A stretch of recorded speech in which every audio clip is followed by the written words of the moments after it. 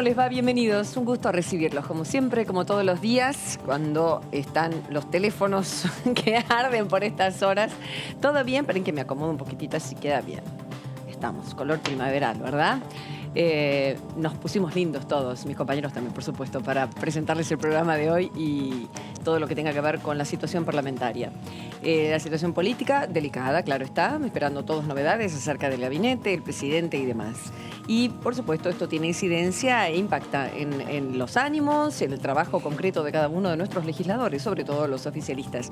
Pero, lógicamente, vamos a estar dialogando con ellos acerca de esto que se está viviendo, más que nada el trabajo concreto y propio aquí dentro de la Cámara. Son los proyectos que van llegando, que entran y muchos, y sobre todo la ley de leyes, le dicen. Hola, Jas Bugliorini, ¿cómo va la vida? Bien, muy bien. Sí, exactamente. Entró sobre el filo, parecía que se incumplía la ley porque, bueno, se sabe que es el 15 el día y, bueno, 20 minutos, te diría, antes de la medianoche ingresó al presupuesto. Incluso hubo un off en economía de la Casa de Gobierno a las 10 de la noche, haciendo una presentación, aclarando algunos datos. Y bueno, ahí se envió, así que tenemos el proyecto y hay que empezar a desmenuzarlo ahora. Marcos Giorgetti, ¿cómo va? Muy buenas tardes para ambas. Un gusto estar aquí con ustedes. Como decía Jazmín, hasta último momento nos tuvo en vilo y apretando F5 a los contactos y a los voceros de los distintos... Un renueve tras otro. Exactamente, para la llegada del presupuesto que finalmente llegó como lo estipula la ley el día 15 de septiembre, con mucho para comentar sobre ese tema que obviamente va a tener la centralidad de la información en la Cámara de Diputados en el segundo semestre, como es costumbre, y todo lo que está pasando también pone en eje y pone en el centro de la escena al Congreso de la Nación. Me gusta que tenés ahí armadito porque más adelante vas a dar unas placas interesantes de proyectos, como dije recién, que van entrando y que tienen que ver con el empleo. Exactamente, tenemos dos temas para ir tocando. Uno, empleo joven, las distintas alternativas y presentaciones que se han hecho en la Cámara de Diputados, y también el proyecto de inversiones hidrocarburíferas que también, como el presupuesto, fue presentado ayer día miércoles. Perfecto, muy bien, muchísimas gracias. Bien, ahora con la compu y todo lo que sobreviene. Bueno, tenemos que hablar justamente de presupuesto, ¿verdad? Y sí, de los números, que lo que se cree que se va a manejar en el año que viene. Son números que todos los especialistas los miran con pinzas, porque bueno, va a terminarse de cerrar cuando se cierre con el fondo y cuando esta crisis o situación, como quieran llamarla, de gabinete, pueda tener ya un asidero y poder decir, bueno, vamos para allá con este plan y demás. Pero por lo pronto es esto lo que tenemos, este es el papel, sí, y lo que dice que va a o que quieren que suceda el año que viene, ¿qué es? Sí, que es un montón de cosas. Una de las cosas que vos decías respecto al tema del fondo es curioso porque este proyecto, digamos, este año el gobierno tiene compromisos con el fondo por 19.100 millones de dólares. No están contemplados en el presupuesto que se envió para el año que viene. O sea, el año que viene debería afrontar estos pagos, no los incluyó.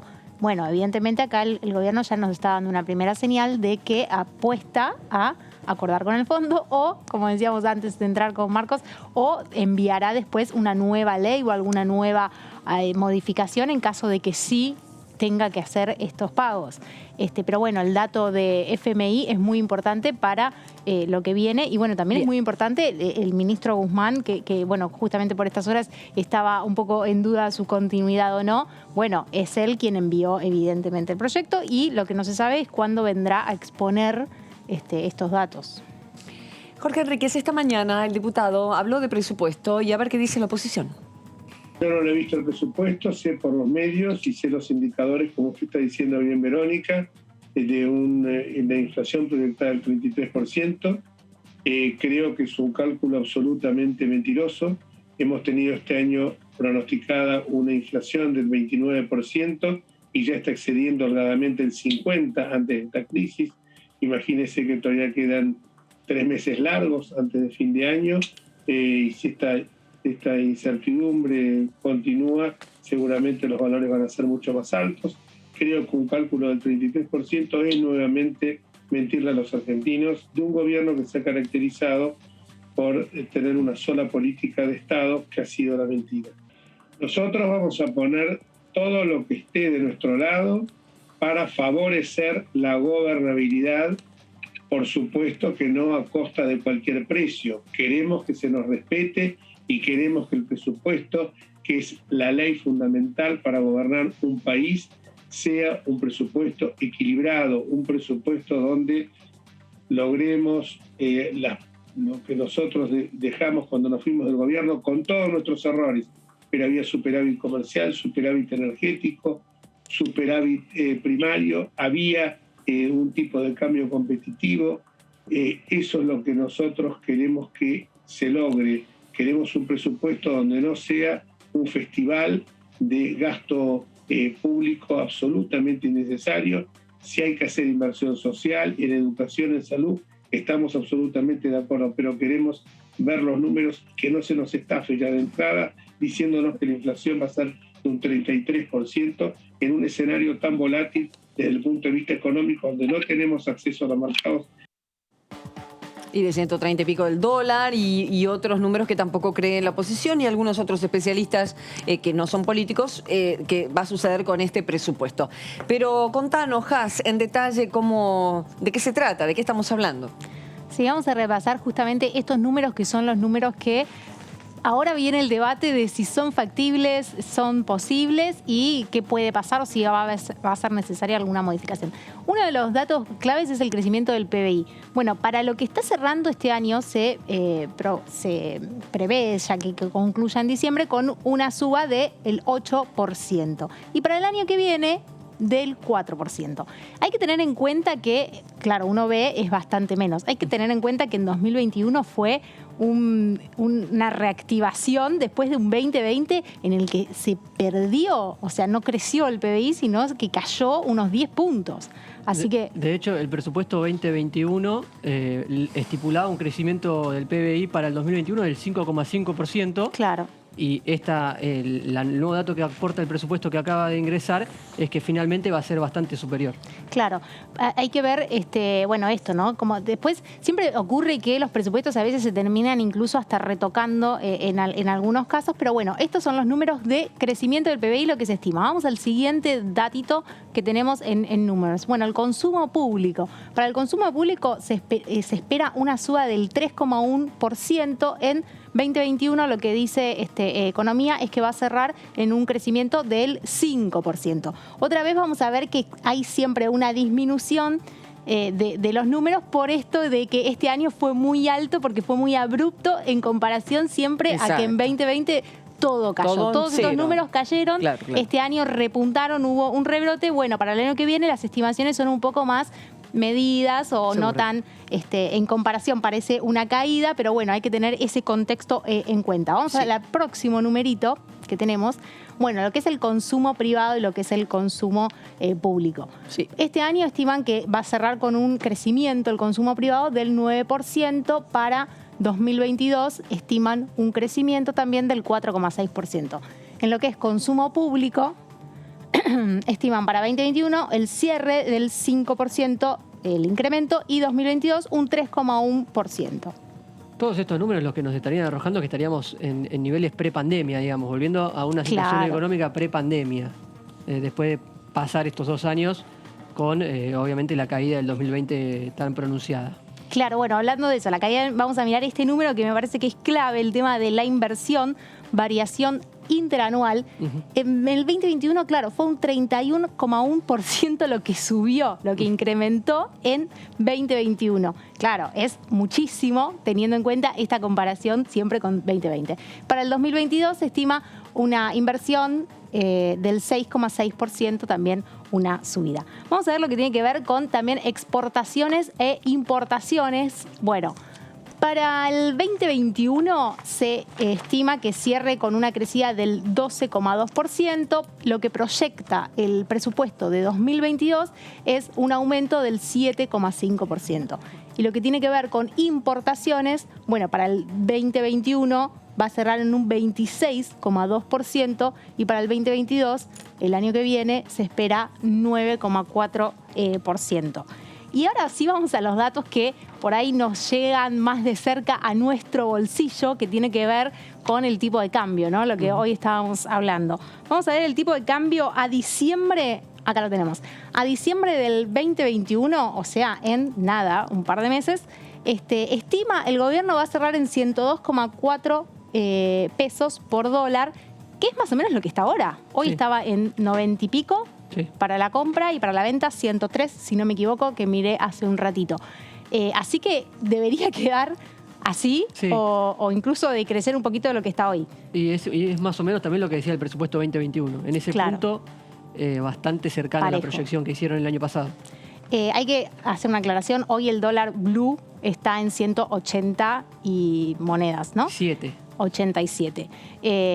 Lo que es el dólar blue, hoy también estamos en una situación muy particular a nivel país que hace que el dólar blue se haya disparado. Sube y baja. No es el mejor día bastante. Ni hoy, ni ayer, ni toda esta semana hasta que no haya algo concreto y conciso y ahí todo se calme un poco. Pero se sabe que la situación política impacta directa y pero directa, ¿no? No pasan ni segundos en que impacta en lo financiero. Sí.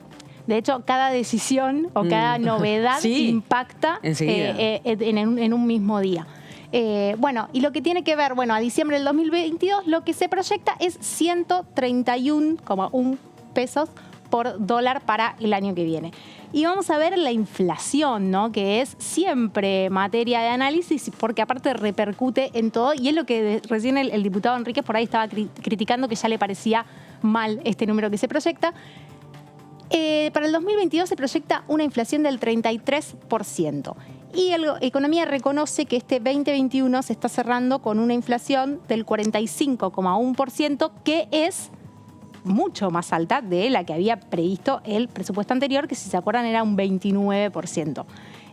Así que esta es una actualización de los números reales sobre lo presupuestado. Sí. Este es el número presupuestado. A fines de 2022 vamos a estar viendo si este 33% se cumplió o no. Y hay que compararlo también con lo que subiría el dólar oficial, que de 102 a 130, estamos hablando prácticamente un 30% de aumento también para el dólar. Son índices parecidos, el de la inflación que proyecta con el del dólar. Tal cual.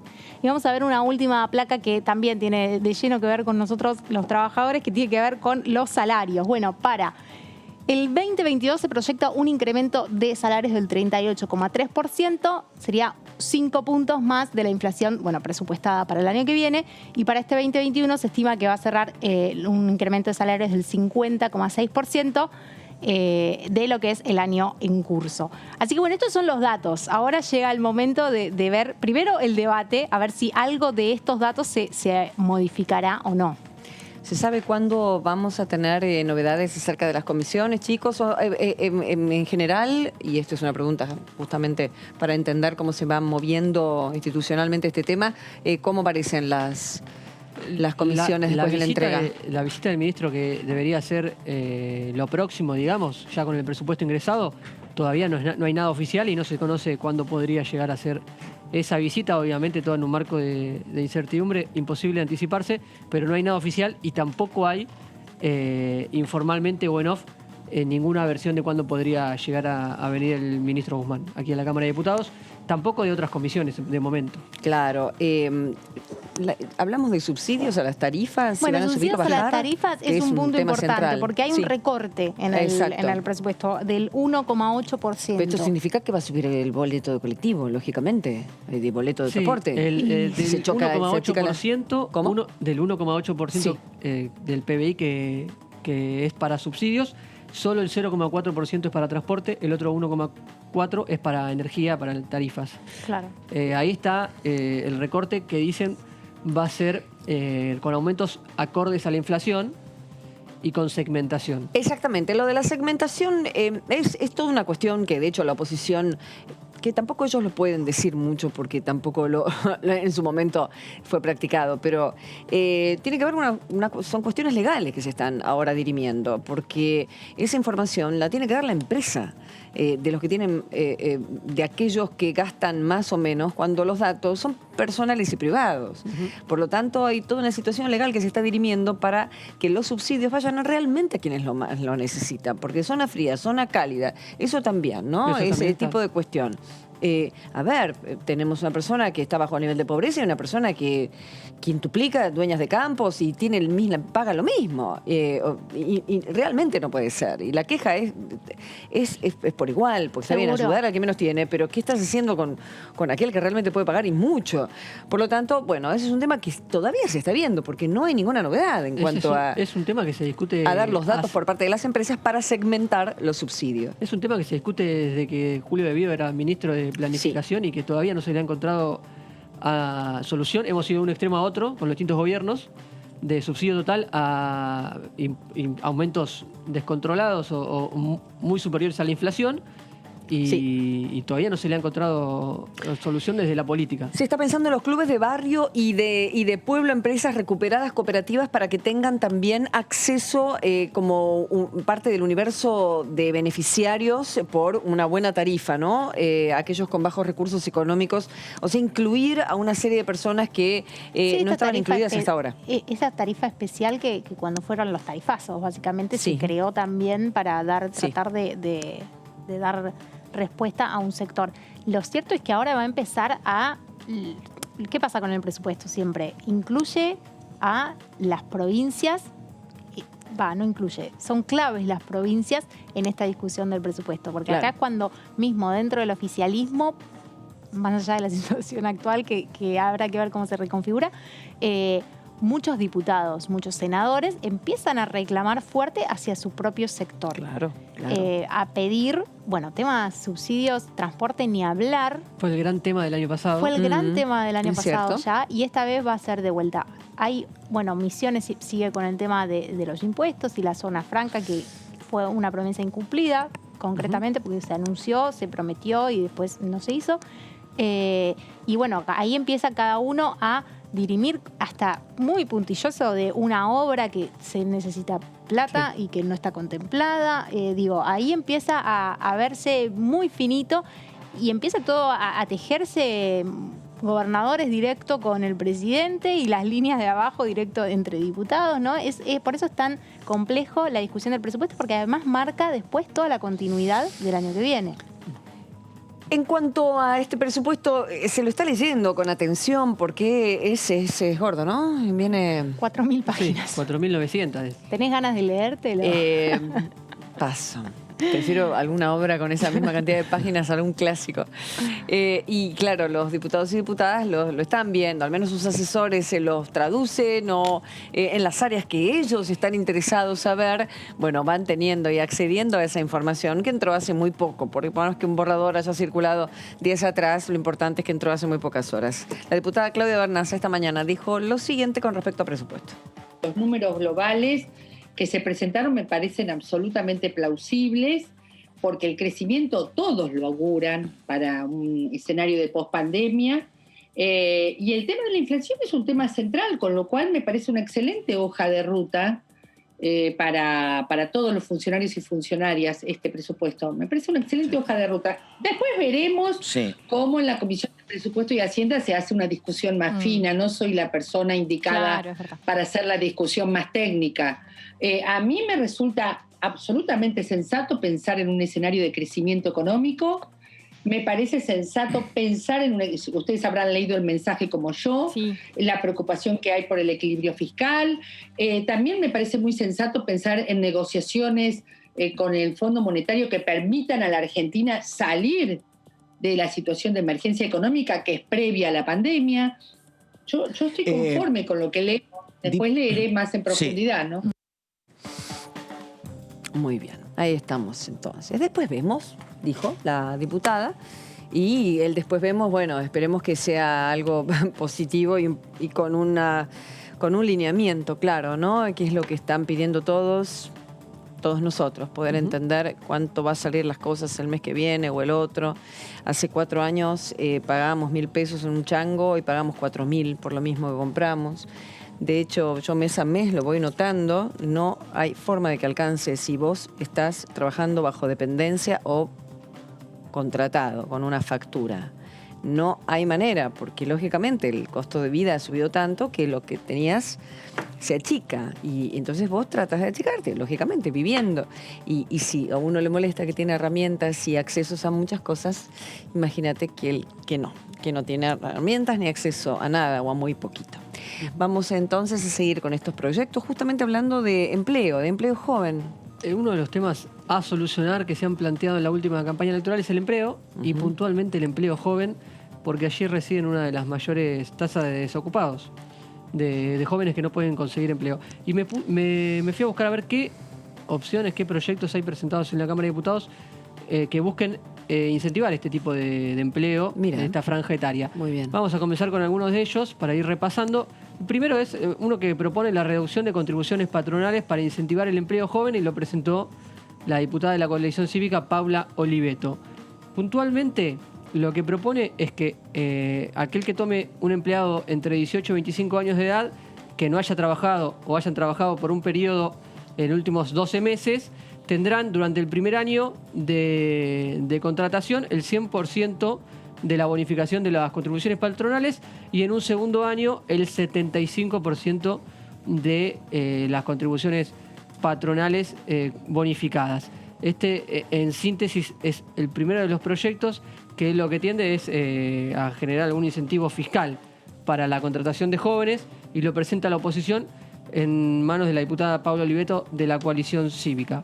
También hay otro proyecto de la oposición, de Roxana Reyes, del Bloque Radical, que lo que busca crear es un registro nacional de jóvenes desempleados, y que se cree en el ámbito del Ministerio de Trabajo y Seguridad Social de la Nación.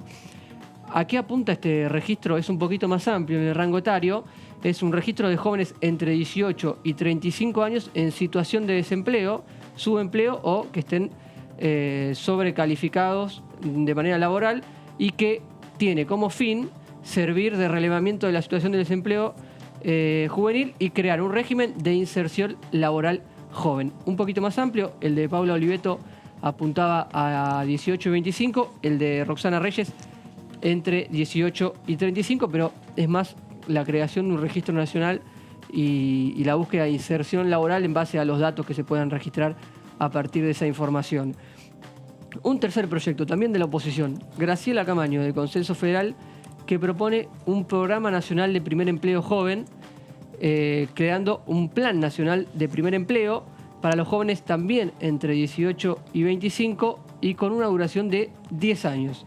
Este plan nacional, para hacerlo sostenible y generar los índices necesarios en esta franja etaria, las empresas que accedan a este régimen podrán tomar como pago a cuenta el impuesto a las ganancias por un plazo de 24 meses no prorrogables a aquellos jóvenes que que le contraten entre los 18 y 25 años como primer empleo, y a partir del salario mínimo vital y móvil de estos se crea un fondo federal para el primer empleo. Este es un poquito más complejo, era más amplio, crea un fondo federal de primer empleo, exenciones al impuesto a las ganancias para los empleadores que contraten jóvenes y demás. Y un último proyecto que encontré, del oficialismo, programa Oportunidades, destinado a promover la inserción laboral de jóvenes en el mercado laboral, es de el diputado del Frente de Todos, Carlos Selva, el bonaerense Carlos Selva, de la ciudad de Mercedes, al oeste de la provincia de Buenos Aires.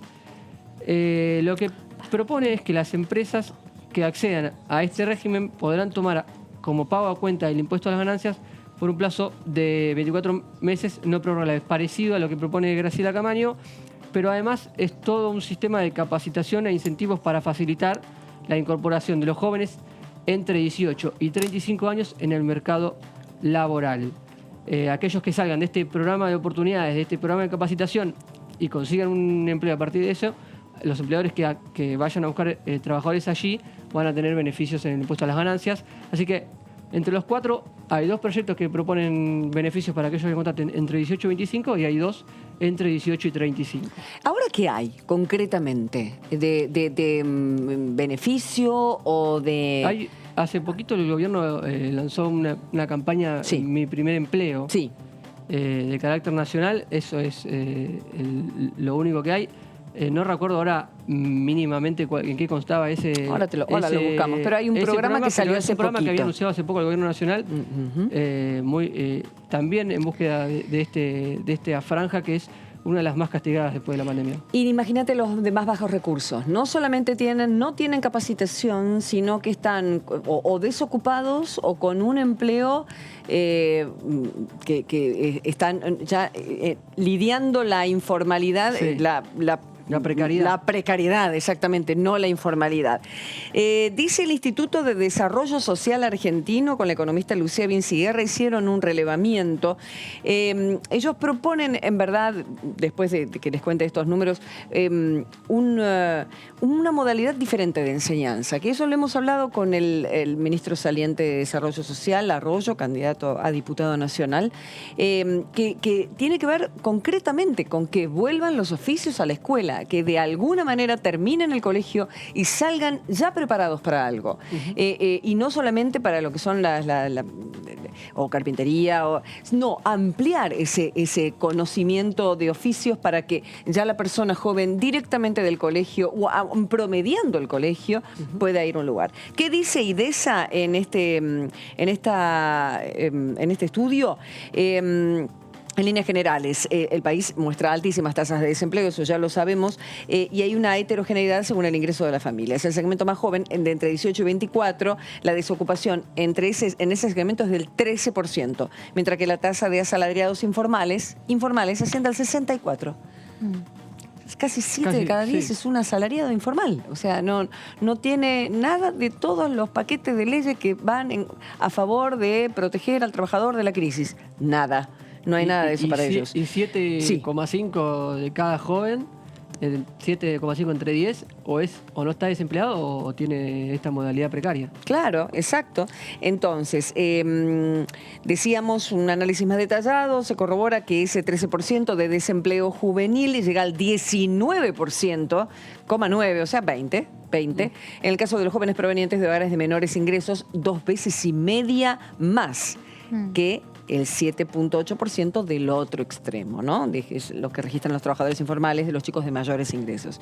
Bueno, es así, 64% para el caso de los trabajadores informales, de 18 a 14 cae en un 48% para los hogares de mayores ingresos, se eleva al 88% en los deciles inferiores. Es así, los números son muy altos o muy bajos de acuerdo al lugar que vos estés tomando la muestra, ¿no? En definitiva.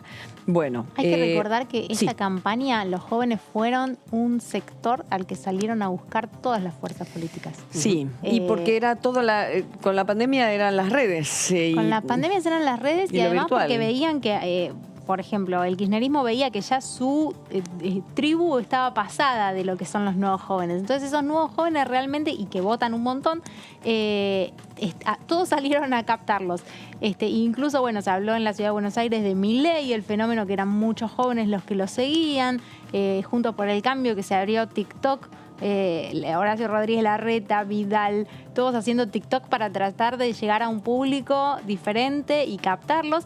Y también el Frente de Todos, ¿no? Desde Cristina Fernández de Kirchner hablando de elegante, sí. de Elegant, dijo en su momento, pero todos tratando de llegar a este público que también... 861.000 jóvenes se sumaron al padrón. Sí. Por eso, Se suman, casi un millón de personas se suman. Y ustedes saben que de 20.000, 30.000 votos es un montón, imagínate para los números. Es un municipio del conurbano grande. Claro, Claro. 861.000 se sumaron y representan, se cree, el 31% del padrón, un tercio. Claro, y en este clima que sí se notó que, bueno, que no tenían una proyección, que no tienen demasiado,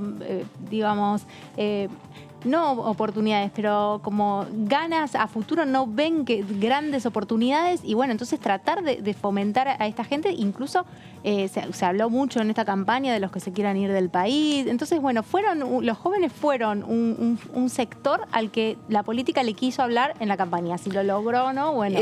¿Se hizo algún estudio? Bueno, eso lo podremos averiguar, de quiénes de todos estos que estamos nombrando fueron a votar. Deberíamos después buscarlo. No sé si estás sectorizado por edad. Habría que buscar a ver si la tal vez Cámara hay Electoral... algún estudio que haya mencionado. Lo mismo los informes de cuando... Porque eran un montón empadronados, pero ¿quiénes el fueron? escrutinio definitivo seguro, todavía está El escrutinio definitivo veremos. da esos datos de en qué municipio fue a votar más gente, menos. Se va sectorizando, digamos. Eso se conoció, digamos, en qué municipio superó la media, dónde estuvo por debajo, Sí. pero no sé si por edad no lo vi en ningún lado. No, yo tampoco. Lo estoy buscando acá, pero no. Bueno, ustedes saben que todavía, no sé, ¿ya están los No, definitivos no. completamente? No, no, los, se está No, juntando. el definitivo se todavía. está empezando a cargar recién. Algunas Claro, provincias lo exactamente. tienen cargado. Por ejemplo, Salta creo que fue la primera que empezó a cargar ya el definitivo. 861.000 jóvenes de 16, 17 años que ellos mismos se tienen que empadronar, que 300, avisar. más de 333.000, si no recuerdo mal, porque era un número así. Sí. Únicamente de la provincia de Buenos Aires eran. Mirá. Más un tercio. Una barbaridad. Un tercio de la provincia de Buenos Aires. de esos jóvenes. Bien, esperemos que, y yo creo, y todos creemos, por cómo vienen las cosas y la intención de la oposición de acompañar en esta profundamente a los jóvenes y el empleo, que estos proyectos van a ser tratados en comisión, se tienen que aunar, sacar un dictamen y así que vaya entrando, porque es con urgencia que se precisan este tipo de herramientas para que las empresas, las pymes por sobre todo, que son la mayor cantidad de empresas que hay en nuestro país, es un mínimo, un porcentaje muy chiquito el de grandes empresas, puedan tener la posibilidad de emplearlos, ¿no? Y que se queden también, porque es una cuestión cultural cómo se va reiniciando la agenda parlamentaria, pero creo que Sí. el tema trabajo va a ser uno de los sí, temas uno de los primeros, que ¿no? va a estar La cuestión es positiva, con la varios otra. proyectos, Sí. no solamente empleo joven, sino también más abarcativos también. Muy Calculo bien. que va a haber. El tema de hoy es presupuesto, Sí. acá en Congreso, por supuesto. Y lógicamente están todos los diputados y diputadas de la Nación con su libraco de 4.000 páginas leyendo y leyendo y leyendo los números más cercanos a sus intereses muchas veces y a sus regiones, por supuesto, porque justamente trae eso, repartido entre miles y miles de localidades que necesitan de estos números. Por lo tanto, el diputado Mansi estuvo hablando hace un ratito de Coalición Cívica Provincia de Catamarca acerca de este tema y dijo esto. Yo creo que hay que seguir previendo partidas generosas para comprar vacunas, porque en realidad nosotros ya en unos meses más nos vamos a enfrentar a una serie de disyuntivas. Aplicamos tercera dosis, esperamos vacunas nuevas que contemplen variantes, las últimas variantes de COVID. O sea, nosotros no sabemos cuánto tiempo va a ser efectiva la inmunidad alcanzada para la gente vacunada. O sea que nosotros tenemos que estar previendo ya la vacunación para el 22. O sea que evidentemente eso tiene que estar plasmado en el presupuesto. También tiene que estar plasmado en el presupuesto algunos otros gastos que tengan que ver con el tratamiento de la pandemia, no en la misma intensidad, por supuesto, y debería plasmarse también algún tipo... Esto que voy a decir es bastante difícil en este contexto, pero yo creo que ya deberíamos irnos metiendo de a poco en el debate de qué sistema de salud queremos. Yo creo que es un debate de fondo, como el debate que sobre el sistema impositivo argentino, el debate sobre la reforma laboral. O sea, hay debates de fondo, claro, hay debates de fondo que están muy pendientes, pero bueno, esta cuestión muy nuestra, ¿no?, que la urgencia tapa lo de fondo, los debates de fondo. No sé. Yo creo que tenemos que estar con la cabeza muy abierta y preparados para lo que vaya surgiendo en la coyuntura, siendo conscientes nosotros que somos oposición, que la agenda fundamentalmente de estas cosas la va a ir marcando el gobierno, el que ejerce la conducción del país. Bueno, lo veíamos entonces, los números importantes que se dieron a conocer de cómo se cree que va a estar la economía, la inflación, sobre todo la inflación, el dólar, déficit fiscal, la balanza, lo que se propone para el año próximo, números muy optimistas y que, bueno, lo importante es tener una atención especial para distintos sectores que están reclamando. De hecho, el oficialismo lo pide y sus aliados también el salario universal, por ejemplo, a falta de IFE y otros recursos para sostener y contener un sector social muy, muy pobre. Ya lo tengo al diputado, por supuesto, pero antes, la región de...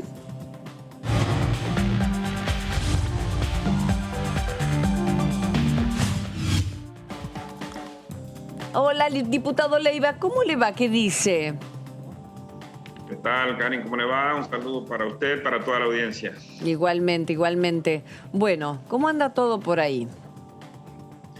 Bueno, acá en el Pago Chico, que es mi ciudad, General San Martín, desde el punto de vista político anduvimos muy bien porque hemos podido ganar las elecciones, un dato no menor. No menor considerando que la provincia la han perdido, claro, es una de las sorpresas que se han llevado, ¿verdad? Así es, en lo que a mí respecta, conforme al diseño que estableció el gobernador de la provincia, me ha tocado mi región para trabajar y bueno, de 8 localidades hemos ganado en 6, por ahí no con el porcentaje que esperábamos, pero como se suele decir, las elecciones hay que competir y hay que ganarlas, y cuando por ahí uno piensa que puede ganar por mucha diferencia, después a última hora dice, bueno, aunque sea por 1, pero hay que ganar, y eso es lo que ha ocurrido. Lógicamente hubiésemos querido que este resultado se replique en toda la provincia y en el país, pero bueno, así es la democracia, esta bendita democracia que nos permite cada 2 años ir a las urnas, en este caso a las PASO, y ahora prepararnos para el mes de noviembre, donde seguramente habrá que redoblar el esfuerzo,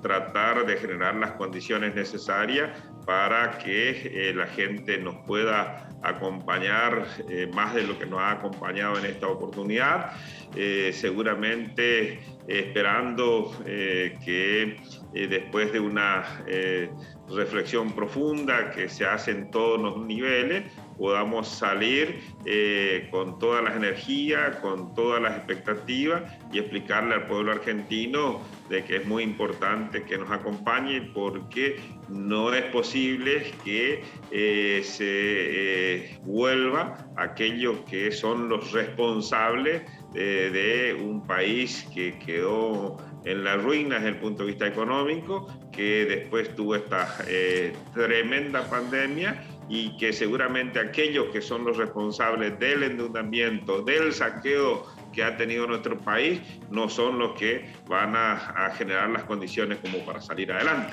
Bueno, así es la democracia. No puedo soslayar la pregunta, pero tiene que ver con la actualidad. Han hablado los diputados del bloque al respecto de lo que está pasando en gobierno. ¿Qué reflexión nos puede dar a estas horas?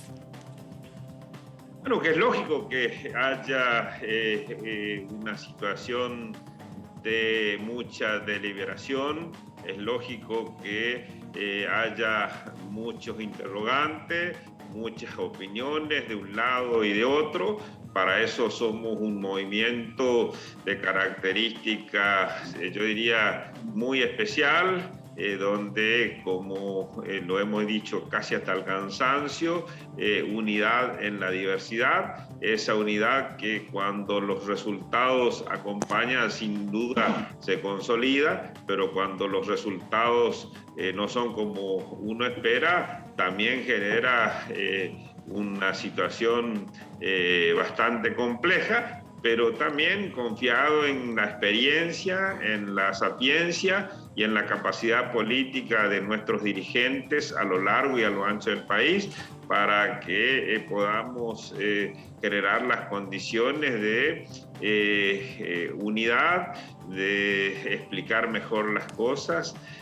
Yo soy un convencido de que hemos generado muchos derechos a lo largo de estos casi 2 años de gobierno, pero hay derechos fundamentales que evidentemente no han llegado a la sociedad, como son el derecho al trabajo, como son el derecho a una alimentación digna, como son el derecho de una mejor calidad educativa, que sin duda son cuestiones y asignaciones que están pendientes, no porque no hubiésemos querido que esos derechos se lleven a la práctica, sino fundamentalmente porque esta pandemia ha generado esta situación, pero también uno tiene que comprender que la gente nos votó para resolver los problemas, la gente nos votó para que podamos estar a la altura de las circunstancias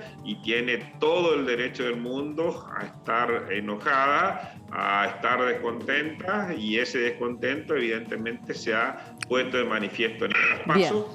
Y a partir de ahí seguramente nosotros tenemos la responsabilidad de generar las condiciones como para que ese enojo pase y vuelva a confiar en nosotros. Gracias, Aldo. Sí, mis compañeros le van a preguntar. Diputado, ¿cómo le va? Marco Giorgetti lo saluda. Ya... Muy bien, ¿cómo estás? Gracias. Ya para hablar de la agenda, porque ha ingresado el presupuesto este miércoles. ¿Y qué le parece esta discusión? ¿Cómo están en el oficialismo para encarar este proyecto, que es obviamente lo más importante que va a quedar para este semestre? Bueno, en principio sería necio negar que en el oficialismo estamos en una especie de deliberación permanente, donde todavía estamos saliendo de lo que pasó el domingo pasado, y que seguramente a partir de ahí, bueno, hacer el análisis correspondiente de un presupuesto que sin duda aspira a generar las condiciones para que la Argentina pueda dar un paso significativo en la calidad de vida de cada uno de sus habitantes. Seguramente habremos de hacer llegar nuestras opiniones, habremos de, en el caso nuestro, de defender los intereses de nuestra provincia, los intereses del Norte Grande, que es una cuestión que venimos trabajando junto al gobernador Capitanich y todos los gobernadores del Norte Grande. Creemos que tiene que ser un presupuesto auténticamente federal, creemos que debemos defender para que esas asimetrías que existe entre el centralismo porteño y las provincias deben disminuirse, y bueno, esa es la tarea que tenemos por delante. Y en lo que se refiere a quienes representamos a la provincia del Chaco, sin ninguna duda vamos a acompañar el presupuesto, pero con las mismas convicciones habremos de defender todo lo que tiene que ver para que nuestra provincia también reciba los beneficios que se merece, porque el Chaco, como todas las provincias del norte argentino, son provincias que necesitan imperiosamente de que el presupuesto contenga las obras que necesitamos. Ahora hablamos de eso. Ahora hablamos de eso, de las obras, de concretamente a dónde tiene que ir la plata para Chaco, pero a Jas le va a hacer una pregunta. No, eso le iba a consultar. Perfecto. ¿De qué puntos tiene que incluir para ustedes este presupuesto? Y si ya miraron más o menos los números y creen que hay algo que retocar. Bueno, en principio sería, yo soy de los que me caracterizo por decir o tratar de decir siempre la verdad. Todavía no ojeé, no pude revisarlo, pero sí sé qué es lo que nosotros pretendemos para nuestra provincia. Y en este presupuesto, sin duda, aspiramos a que contemplen las obras de la red de cloaca que necesitamos para un importante sector de la provincia. Pretendemos que podamos tener la posibilidad de que se incluyan nuevos planes de vivienda, planes de pavimentación de rutas, pavimento urbano, acueductos, que si bien en este año y pico ha sido mucha la inversión que ha hecho el Estado Nacional y que sigue haciendo en nuestra provincia, también sabemos que hay muchas cosas por hacer, y en ese sentido es que seguramente en el trabajo minucioso que haremos, habremos de demandar por esas obras que el gobernador ha priorizado y que nos marca permanentemente, y que es nuestro deber ser su voz, pero fundamentalmente la voz de los chaqueños en el Congreso. Y diputado, hablando, no ha leído el presupuesto, pero se conoce, ya se conocía desde antes, pero se confirma que va a venir una segmentación en las tarifas que va a incluir algún aumento diferente a los últimos 2 años de pandemia, donde estuvieron mayormente congeladas. ¿Cómo es la situación de la tarifa en su provincia y qué piensa sobre esto? ¿Qué van a observar puntualmente? Nosotros pensamos que las tarifas en nuestra, no solamente en el Chaco, sino en nuestra región, tienen que ser diferencial, así como el gas para la zona fría tiene una tarifa diferencial. Nosotros creemos que los chaqueños y las provincias que sufren en verano temperaturas exorbitantes, donde es imprescindible en nuestra región el aire acondicionado, no es un elemento de lujo, es una necesidad, como para el sur es una necesidad la calefacción, y que está bien que reciban beneficios y que reciban subsidios. Nosotros entendemos que la misma lógica debe aplicarse para la tarifa eléctrica en toda nuestra región, y seguramente es una de las cuestiones que habremos de debatir y habremos de pelear en el buen sentido de la palabra, entiéndase la pelea, ¿no es cierto? Sí. Porque creemos que así debe ser. Ahora, diputado, esa cuestión de las zonas frías se incluyó en un debate con un proyecto aparte. Ustedes este debate de zonas calientes, si se quiere, lo van a hacer en la discusión del presupuesto. Esa es la idea, que podamos discutir en este presupuesto. Es lo que nosotros le venimos diciendo a nuestros comprovincianos, y es lo que yo en lo personal voy a hacer, y creo que el resto de mis compañeros del bloque que representamos a la provincia del Chaco, y también creo que los miembros de la oposición, más allá de que desde el punto de vista de la historia de nuestros opositores terminan siempre votando en favor del centralismo porteño. Votaron en su momento cuando Macri por decreto duplicó la coparticipación para la capital federal. Ellos aplaudieron esa decisión de Macri.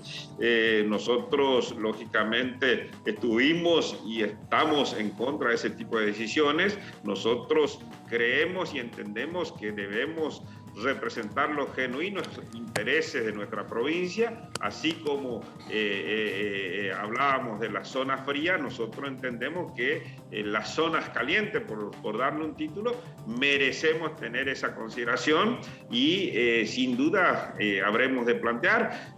Seguramente es una situación no sencilla, porque también sabemos que hay toda una cuestión que tiene que ver con un déficit, que tiene que ver con tarifas que vienen siendo retrasadas, pero eso es una cuestión que no impide que nosotros planteemos con mucha vehemencia y con mucha convicción esa diferenciación que necesitamos. Bien, una última pregunta, diputado, que tiene que ver con los bosques nativos. Tengo entendido que están haciendo un relevamiento para tratar de que quede un mapa en donde todos estén contentos, cosa complicada cuando se trata de preservar naturaleza y preservar el empleo, la producción y demás, pero tengo entendido que la Cámara de Comercio Exterior, la Federación Económica, están ahí con el ojo atento, ¿no? Por el mapa que se estuvo, conociendo en los últimos tiempos, lógicamente la industria forestal y otras cuestiones. Bueno, ¿cómo viene ese tema? ¿Ustedes están atentos a este ordenamiento territorial de los bosques nativos para determinar el uso de tierra, ¿no? Desde la conservación hasta la cuestión productiva. Bueno, el Chaco y el gobierno de Capitaní se ha caracterizado por la defensa de todo lo que tiene que ver con el ambiente, de todo lo que tiene que ver con nuestros bosques nativos, y es una cuestión en la que se ha trabajado mucho, lo vamos a seguir trabajando y es una de las iniciativas más fuertes en ese aspecto que ha sostenido y sigue sosteniendo Capitanís. Bueno. ¿Habló con el gobernador estas últimas horas, después de las elecciones? No, sí. Yo soy una persona que tengo una relación muy estrecha. Imagínense ustedes, nos conocemos de cuando teníamos 20 y pico de años. Soñamos con recuperar el gobierno de la provincia del Chaco. Fuimos parte de ese proyecto casi imposible en el año 2007. En ese entonces yo presidí el Partido Justicialista a nivel provincial, fui ministro de Capitanís y en la última elecciones, cuando iba a postularse para regresar al gobierno, formé parte de ese núcleo que planteó que era muy importante que él vuelva a ser gobernador en la provincia, así que esa relación es muy estrecha, es permanente, así que estuvimos en contacto antes, durante y después de las elecciones. Ayer justamente tuve una reunión con él por más de una hora. ¿Y qué cambios piensa hacer después del resultado de las elecciones, este resultado adverso? ¿Qué cambios concretos? ¿Cómo ve un gobernador esos números? ¿Cómo los lee y dice, bueno, acá la gente habló, nos está diciendo algo? ¿Para dónde entonces van esos cambios? Bueno, indudablemente que si hay cosas que nosotros los chaqueños y Capitaní siempre ha sido, es leer claramente el mensaje de la gente, y el mensaje ha sido claro. Nosotros teníamos expectativa de estar arriba del 45% de los votos y bueno, terminamos estando en un 35-36%. Creemos que seguramente nos hemos equivocado, quizás en el mensaje, quizás en la campaña, quizás en no haber explicado mejor todo lo que hemos podido realizar, y ahora estamos debatiendo, analizando y buscando encontrar el perfil necesario para encarar la campaña hacia noviembre, que, bueno, esperemos que la gente nos pueda acompañar. También no deja de ser cierto que en el caso del Chaco la interna de la oposición ha sido una interna muy fuerte, ya que se enfrentaron dos exgobernadores. Entonces, por ahí también la lectura que hacemos es que era casi lógico que esa lucha fuerte se viera reflejada en las PASO, pero de todas formas sería necio negar que nosotros pensábamos que íbamos a ganar las elecciones de igual manera. Estaba muy bien, estaban mirando algunos números y bueno, y veremos entonces. Bueno, estará viendo entonces esos cambios que le pregunté para dónde tienen que virar en cuanto a la política de la provincia, política económica de la provincia. Ya nos contará algún cambio, algunas políticas nuevas después de estos números que decide el gobernador. Aldo, muchas gracias, muy amable como siempre por aceptar nuestro llamado. Gracias a ustedes y como siempre a disposición. Bueno, sí, la pregunta era concreta. A ver, sí. ¿Qué hace, no? Una persona con estos números, Juntos por el Cambio 44%, sumando los votos de los tres candidatos de la interna, está a 8.6 arriba del 35% del Frente de Todos ahí en la provincia del Chaco, ¿no? ¿Qué es lo que hace? ¿Cómo se rediseña una campaña? ¿Cómo se rediseña un gobierno? Sí. Pero ha habido muchos antecedentes de esos gobiernos. Están acostumbrados, están hace muchos años en los puestos. Hay antecedentes de pasos que han cambiado. Sí. Sobre todo en San Luis, recuerdo uno muy emblemático. 15 puntos cambiaron. Sí. Pero también hay casos de... Se revirtió, sí. Fue. Después de 2 años de gestión, cambiar un poco la tendencia. Que se puede, todo es posible. Todo es posible en este país. La política. Y nosotros lo sabemos en este país, que otros países tienen una visión tan mansa o serena, ¿no? Hay líos políticos y la economía está firme, no hay problemas. Acá no, ese es un desbarajuste tras otro y un minuto tras otro. De hecho, ahora estamos todos esperando que suenen los teléfonos y aparezcan en los portales las mejores noticias que podamos tener de este gobierno y lógicamente de nuestras vidas. Así que así estamos. Nosotros les informamos paso a paso y vamos viendo en las provincias cómo han pegado los resultados y, por supuesto, las realidades y proyectos de ley que tienen para entrar aquí en la Cámara. Hacemos la pausa, ya volvemos enseguida.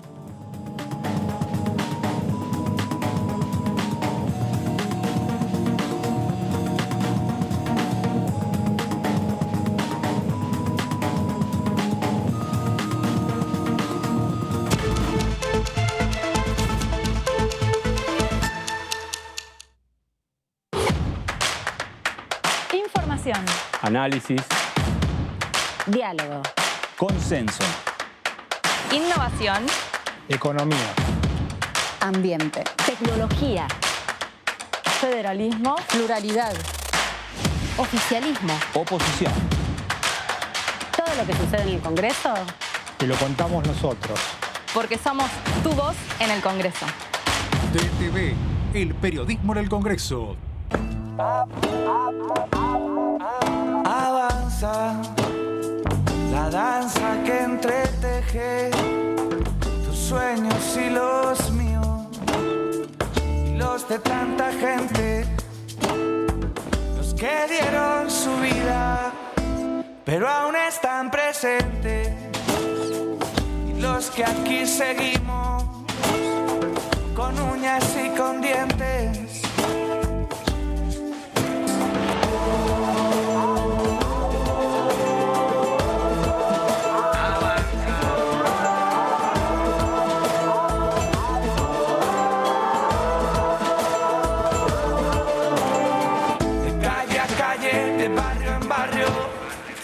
Cuerpo a cuerpo, de plaza en plaza, avanza.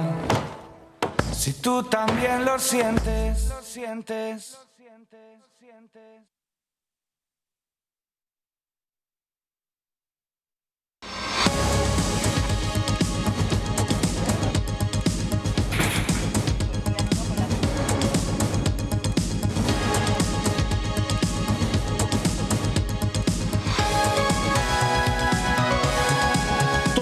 Lo que sucede en el Congreso te lo contamos nosotros, porque somos tu voz en el Congreso. DTV, el periodismo del Congreso. La Cámara de Diputados tiene 257 miembros. Los diputados debaten y sancionan leyes que rigen en todo el territorio nacional. Algunas de las más importantes son el presupuesto de gastos generales del Estado, el Código Civil, el Código Penal, la forma en que se rige el trabajo, las jubilaciones, entre tantas otras. Además, controla y hace un seguimiento de las políticas del Poder Ejecutivo a través de la visita de diferentes funcionarios o el pedido de informes, así como la posibilidad de realizar juicios políticos a los funcionarios. La duración de los mandatos de los diputados es de 4 años y pueden ser reelegidos indefinidamente. Desde el momento en que asumen y hasta el final de su mandato, no pueden ser acusados, interrogados judicialmente, ni molestados por las opiniones o discursos que imitan desempeñando su mandato. Son requisitos para ser diputado tener al menos 25 años, 4 años de ciudadanía argentina y haber nacido en la provincia por la que se postula o haber residido en ella los 2 años precedentes. Se agrupan en bloques que expresan partidos políticos o afinidad ideológica. Existen también los monobloques integrados por un solo diputado.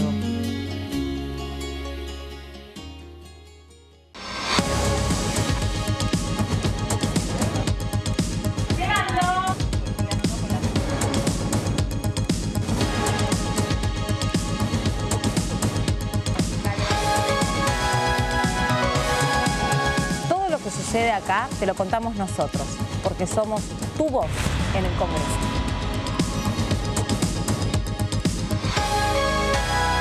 DTV, el periodismo del Congreso. ¿Qué es tener tu casa propia? ¿Es tener un título que diga que es tuya? Sí, pero es más que eso. Es saber que vos y tu familia van a tener un lugar al que puedan llamar casa. Y a partir de ese momento, todo cambia. Los mates van a tener un sabor único. Las pastas van a ser más ricas que nunca. Y las noches en familia, más divertidas. Por eso lanzamos Casa Propia, un plan nacional de vivienda para que cada argentino y argentina pueda tener su casa. Conoce más en argentina.gov.ar/Casa Propia. Casa Propia es construir futuro. Reconstrucción Argentina. Ministerio de Desarrollo Territorial y Hábitat. Argentina Presidencia. ¿Qué tal? ¿Cómo les va? Muy buenas tardes.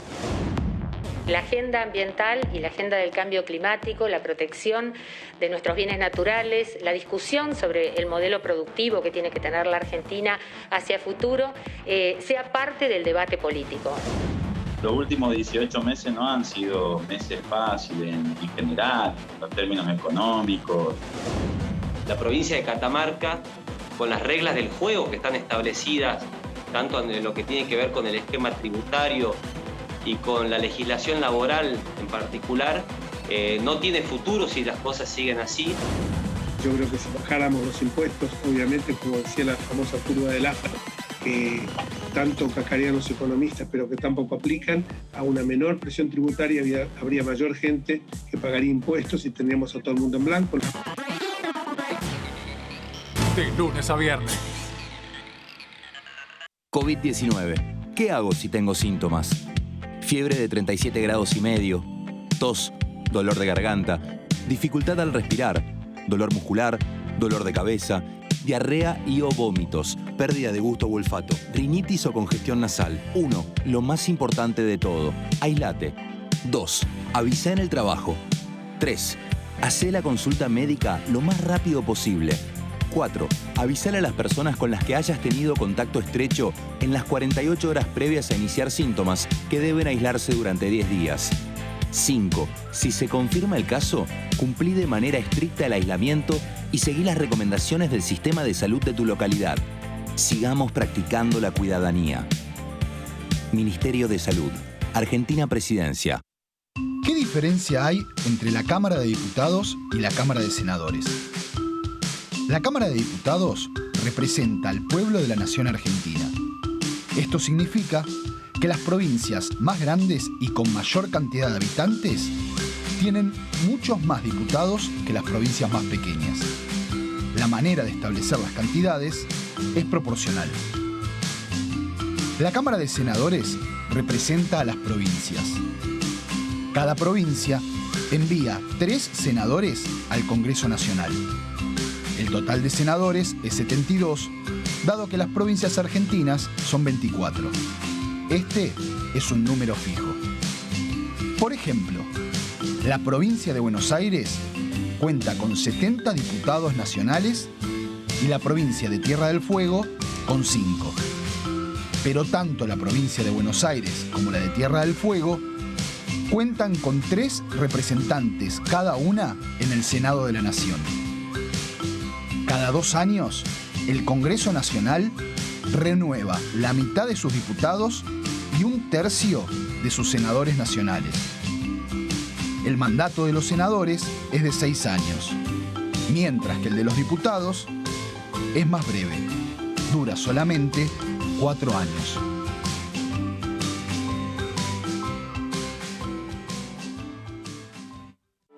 Mis viejos no tuvieron una vida fácil y siempre se esforzaron para que yo tenga una vida mejor.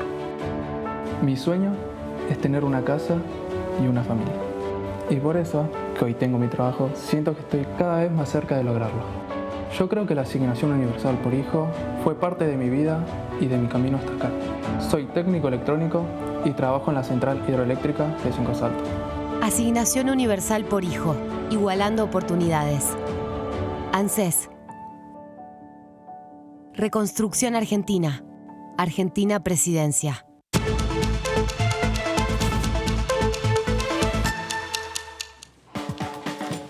Ahora lo vamos a buscar. Mirá cómo lo llamamos al diputado Burjaile al aire. En un segundo va a ir apareciendo. Muy bien. Gracias, Dipu, que yo sé que están atentos todos los que aparecen y agradecen. Agradecemos nosotros, perdón. Bueno, ellos también, que les hacemos las notas, ¿verdad? Pero son tiempos complejos. Ustedes lo sabrán. Entonces, cada uno de los diputados que tiene su tiempo para nosotros, bueno, vale doble. Vamos a la provincia y ya charlamos con él.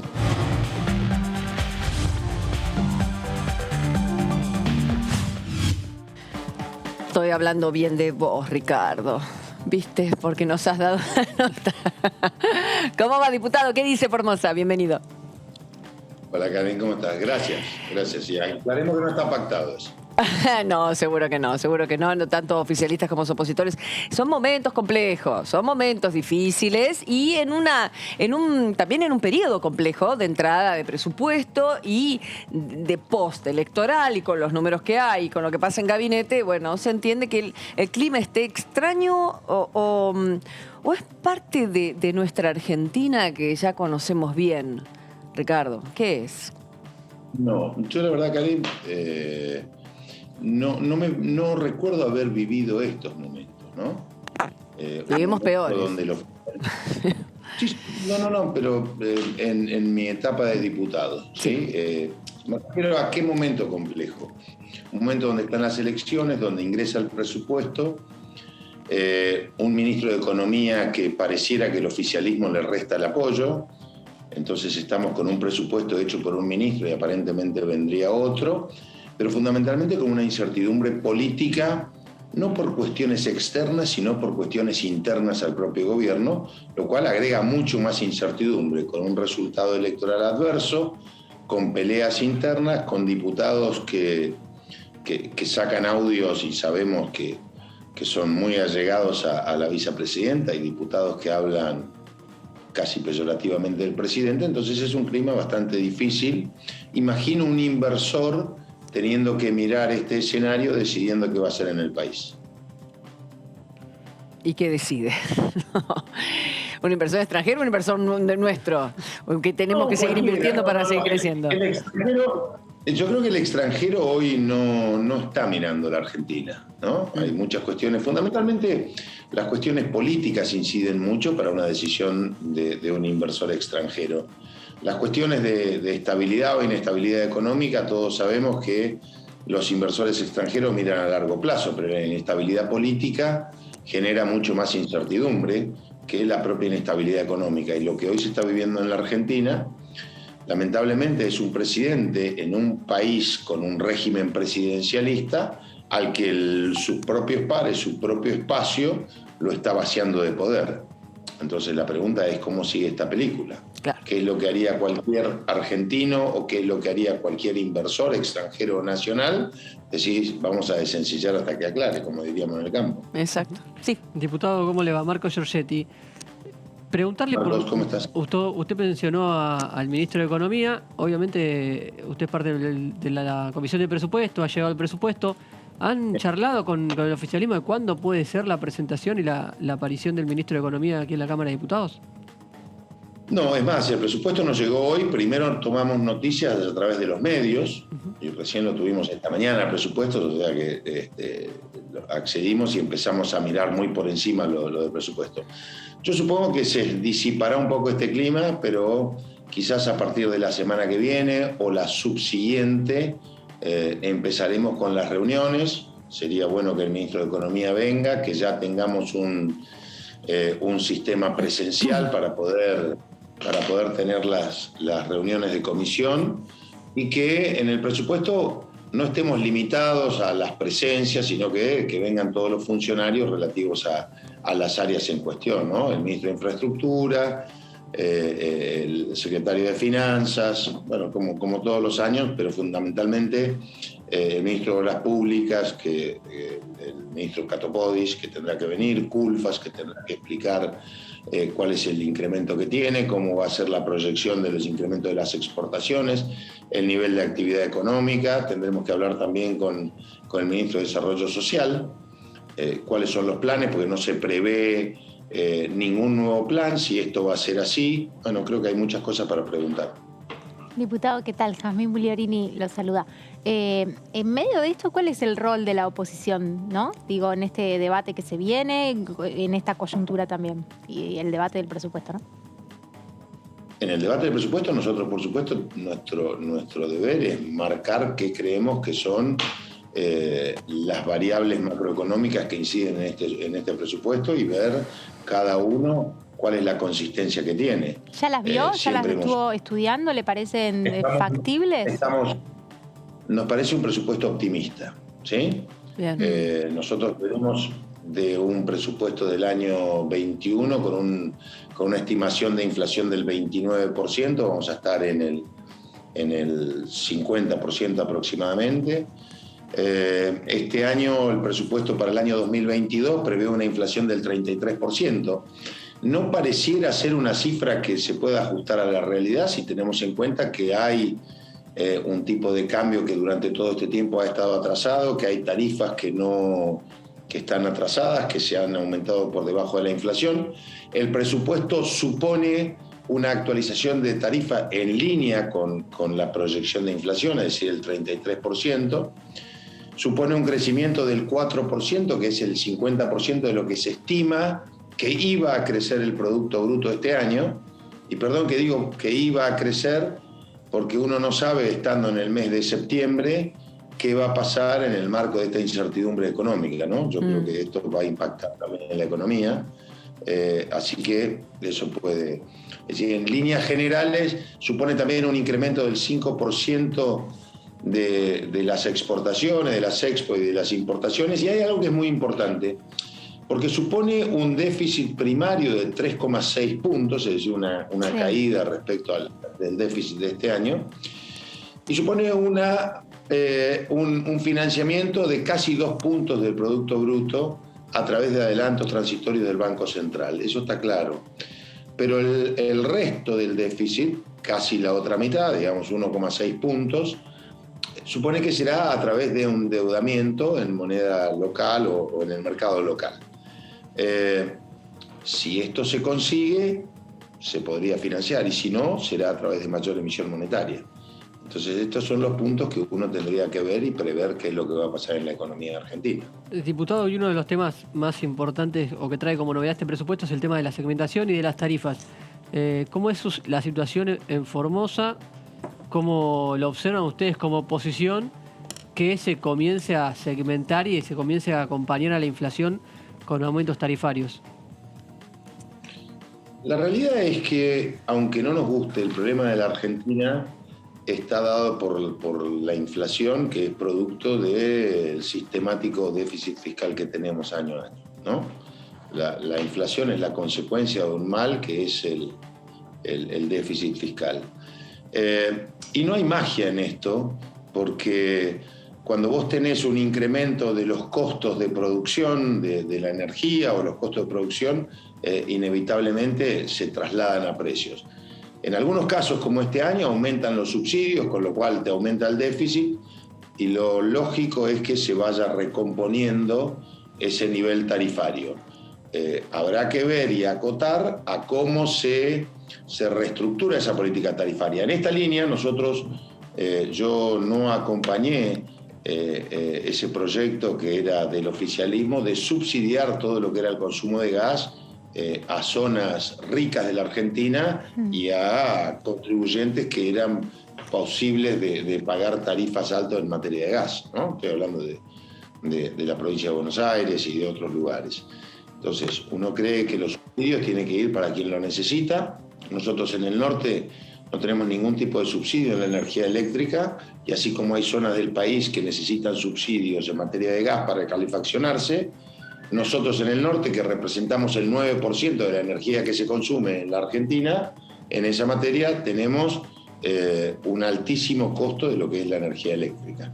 Así que bueno, habrá que analizar. Si me decís si las tarifas tienen que acompañar la inflación, por supuesto que sí, porque si no, generamos lo que nos pasó a nosotros cuando nos asumimos, que había unas tarifas de servicios públicos del 10% de su costo. Perdón, no. Para completar lo que decía de las tarifas eléctricas en el norte, ¿no acompañó el subsidio al gas en el sur? ¿Usted tampoco reclamaría por un subsidio a las tarifas energéticas en el norte? Yo lo que digo es que tenemos que ser coherentes, ¿sí? Digo que el subsidio tiene que llegar a los que lo necesitan. No estoy de acuerdo con ese proyecto que avanzó para subsidiar indiscriminadamente a todo el mundo. Creo que en el norte tiene que haber una política en una línea hacia los que necesitan, no indiscriminadamente. Acá las temperaturas medias son de 37 grados.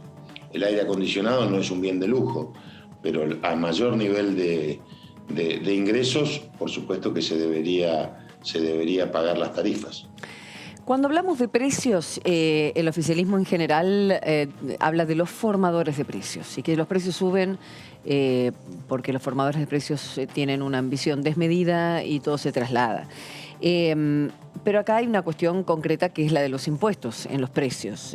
Lo has mencionado hace poco, dijiste, de 1.000 pesos de compra de un alimento, 300 pesos se lo llevan los gobiernos con los impuestos.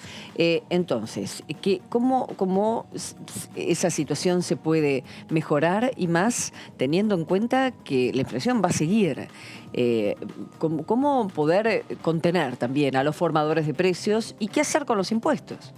Sobre todo las frutas, que tengo 42% de impuesto tienen las frutas, no lo sabía. A ver, en frutas es el 42%, en carnes es el 30%. Yo escucho muchos funcionarios que siempre le echan la culpa a formadores de precios. Por ejemplo, el cierre de exportaciones de carne le echaron la culpa a los productores y los productores no son formadores de precios. Y lejos de bajar el precio de la carne ha aumentado desde el cierre de exportaciones hasta el día de hoy. Nada más que tomaron mal la fecha del cierre de exportaciones. En la Argentina tenés multiplicidad de impuestos, Karin, desde los impuestos provinciales, municipales y los nacionales. El impuesto a los ingresos brutos es el impuesto más perverso que existe, porque en cascada llega hasta el 12%, y eso lo paga el consumidor. El costo de logística y de infraestructura es extremadamente caro en la Argentina. Claro. Entonces, tenés una política impositiva muy pesada para todos los sectores, que en algunos casos lleva a la marginalidad y a la competencia desleal, otros costos de logística alto. Entonces, se quiere competir y se habla de los formadores de precios. Y yo pregunto, los mismos formadores de precios, porque hay muchos empresarios que están acá, están en Brasil, en Uruguay, en Paraguay, en Estados Unidos o donde sea, ¿no tienen esos problemas esos países que tienen inflación del 3, 4, 5% anual? ¿O solamente los argentinos son los malos? ¿No será, y esto hagámoslo extensivo a todos los gobiernos en la Argentina? Porque la inflación es un mal que es endémico en la Argentina hace mucho tiempo, culpa de las políticas que empleamos. Incluye a todos los gobiernos, incluso el de los nuestros. Entonces, ¿no será ahora que pensemos que el problema es el sistema impositivo que tenemos, que hace que la presión recaiga sobre los pocos contribuyentes y no ampliar la base contributiva? Esta es una de las cuestiones que tenemos que ver. Claro. ¿Siempre los empresarios son los malos? Digo, ¿por qué los argentinos, los que viven en Argentina, son todos malos? Entonces tenemos un 50% de inflación y no miramos que, por ejemplo, en este presupuesto vamos a tener 2 billones de déficit, 2 billones de dólares de déficit fiscal, digamos, ¿no? Entonces, ¿por qué Argentina no crece? ¿No crece por los empresarios o no crece por los errores de la política? Bien. Digo, estas cosas, tenemos que ser sinceros. Diputado, perdón, le iba a preguntar otra cosa, pero por lo que dijo recién, en el gobierno anterior algo también similar pasaba, ¿no? Se pensaba que iba a crecer o que iba a haber más inversiones de las que se estaban esperando y tardaban en llegar. Digo, ¿cuál es la matriz de fondo que cuesta tanto sostener un crecimiento? Porque creo que los inversores miran lo que pasa en un país, no solamente en un gobierno, ¿no? Uno piensa que, yo supongo que Mauricio Macri cuando asumió pensó que las inversiones iban a venir, pero nosotros tenemos que saber que una cosa es cuando inicia un gobierno y también cómo se comporta la oposición dentro del gobierno. Entonces, si hay un diálogo constructivo, y si no, hoy el mundo es el lugar donde invertir. Entonces, si mirás por qué en la Argentina somos el país con menos inversión extranjera directa, quizás la respuesta encontremos por qué hay inversiones en Paraguay, por qué Paraguay tiene una política impositiva distinta a la Argentina. Ejemplo, en Paraguay, si querés, las contribuciones y los aportes y contribuciones al empleo son del 16%, el impuesto al valor agregado es el 10%, el impuesto a las ganancias es el 10%, los derechos de importación para bienes de capital es el 0%. Entonces, muchas de esas empresas que antes preferían la Argentina, hoy no prefieren por cuestiones impositivas y porque tenemos un país que da marchas y contramarchas sistemáticas. Un país que proyectaba una baja de impuestos en un gobierno y que inmediatamente cuando asume el otro gobierno, que la misma oposición de entonces, la que era oposición en aquel momento lo aprueba, es la misma que apenas asume deroga esa cuestión fiscal. Creo que estas son las cosas que hacen que mucha gente piense que Argentina es un país, por lo menos, no atractivo para la inversión. Y por supuesto, también tenemos que ver otros aspectos, que son los convenios colectivos de trabajo, las leyes laborales, que hay que discutir y mucho de lo que está pasando. Bueno, justamente una de las preguntas iba al proyecto que presenta el senador Lustó, que tiene que ver con las indemnizaciones. Si se habla de indemnizaciones y los trabajadores tiemblan, porque tal vez todavía no se conoce en profundidad, no se difundió, no se dio publicidad de qué va ese proyecto, que hablan de seguros, de fondo, y es algo difícil, sabiendo que en la Argentina no hay trabajo, encima le sacan a uno la indemnización o no se la pagan cuando deberían pagarla, incluso empresas del Estado con la doble. Tengo gente muy cercana que le ha pasado. Bueno, entonces, ¿cómo hacemos para entender ese proyecto? En primer lugar, yo no vi el proyecto de Martín, ¿sí? Sí sé, porque hay otros proyectos dando vuelta que he estado estudiando y que he estado leyendo, que se trata de un fondo en el que el Estado es el que se hace acreedor y el Estado es del aporte que hace el empresario y que hace el trabajador, es el que paga esa indemnización. De ninguna manera se puede desproteger a los trabajadores. Esto es lo primero que queremos. Yo no creo que haya que desproteger a los trabajadores. Al contrario, creo que hay que darle mucho más seguridad a los trabajadores por una cuestión muy simple, Karin. Hay empresas que quiebran y que el trabajador nunca cobra la indemnización. Entonces, si vos me preguntás si el proyecto es desproteger a los trabajadores, te digo que no estoy de acuerdo, porque yo me imagino que alguien con 20 años de servicio que le digan de hoy para mañana que se queda en la calle, yo no estoy de acuerdo. Pero sí creo que debemos crear un régimen que ante una causal de despido ese trabajador no quede en la calle, pero que haya un fondo que compense eso, que sea producto del aporte del empleador y del empleado. Sea mutuo en ese caso. Se habla mucho... No sé si...